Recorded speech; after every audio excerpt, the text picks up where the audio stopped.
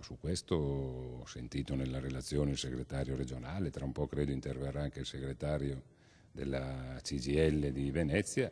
Io condivido che rispetto anche a quello che è avvenuto ultimamente, sia necessario far prevalere la sicurezza e la qualità sia della vita delle persone sia dell'ambiente. Quale futuro per le grandi navi a Venezia? Dopo il disastro sfiorato domenica sul canale della Giudecca, il tema entra di prepotenza anche all'Assemblea Generale della CGIL del Veneto.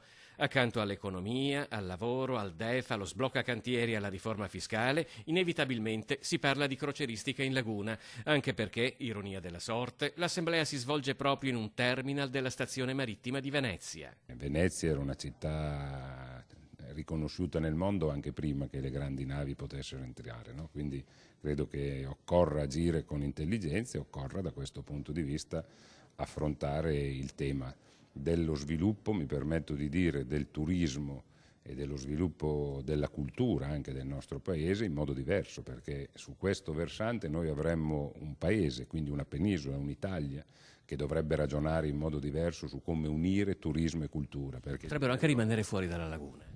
Sì, potrebbero. Questa è tutta una discussione da fare, io non ho alcun pregiudizio né alcun elemento precostituito, le stavo facendo un ragionamento che penso che anche qui manca un piano nazionale. A ragionare su una visione d'insieme ha invitato anche il prefetto di Venezia, Vittorio Zappalorto, evitando i campanilismi che sembrano contrapporre la soluzione Chioggia, caldeggiata dal Ministero delle Infrastrutture, alla soluzione Marghera, preferita da Comune e Regione.